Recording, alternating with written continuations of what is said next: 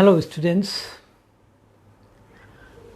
In the previous video lecture, I talked about modernism and postmodernism.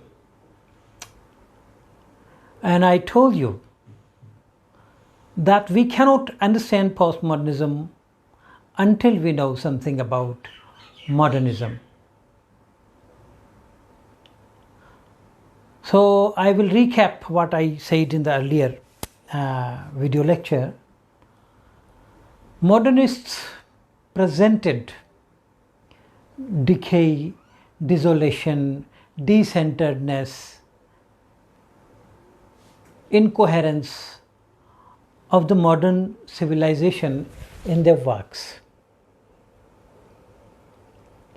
And in this way, they mourned the loss of unity, of cohesion, of centeredness of the modern civilization.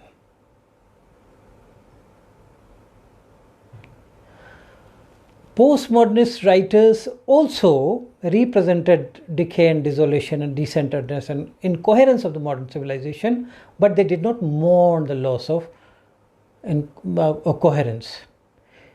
In postmodernism, fragmentation and disorientation is no longer tragic. Postmodernism, on the other hand, celebrates fragmentation. It considers fragmentation and decenteredness as the only possible way of existence, and they do not try to escape from these conditions. They celebrate the incoherence, the dejectedness, the desolation, the decenteredness, disunity of the modern civilization. They say that this is the only way of life in the modern world. After the series of human rights violations that occurred during and after the Second World War, including the Holocaust, including the atomic bombing of Japan and Japanese internment in the US, writers began to feel as if meaning was impossible, and it was, finding meaning was an impossible quest, and that the only way to move forward was to embrace meaninglessness fully, was to accept meaninglessness, incoherence, decenteredness. Thus, postmodern literature rejected, or you can say built upon, many of the tenets. They rejected many of the tenets of the modernism, and they built upon many other tenets of modernism, including shunning meaning. They avoided meaning. They didn't care for meaning, or they intentionally sought meaninglessness. They celebrated fragmentation and disorder, and initiated a major shift in literary tradition. Postmodernism shares many of the features of modernism. Both schools rejected the rigid boundaries between high and low art.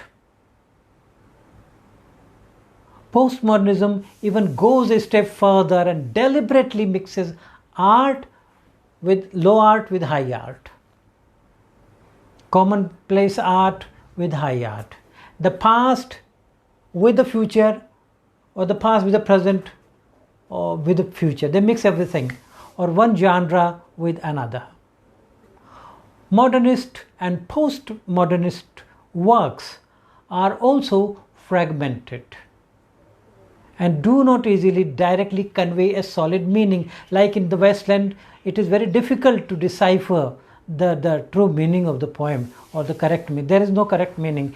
Every individual gets a different kind of interpretation. That is, each works are, consciously, their works are ambiguous consciously and give way to multiple interpretations. The individual or subject depicted in these works is often decentered, without a central meaning or without a goal in life. The characters are dehumanized, often losing individual characteristics and becoming merely the representatives of an age or civilization, like Tiresias in the Westland. You see, in Waiting for Godot, Vladimir and Estragon are representative of their civilization. Tiresias in the Westland, represents the modern literature. The modernist and postmodernist mix past with the present, present with the future. So this goes on. I will dwell upon this topic in the next video also.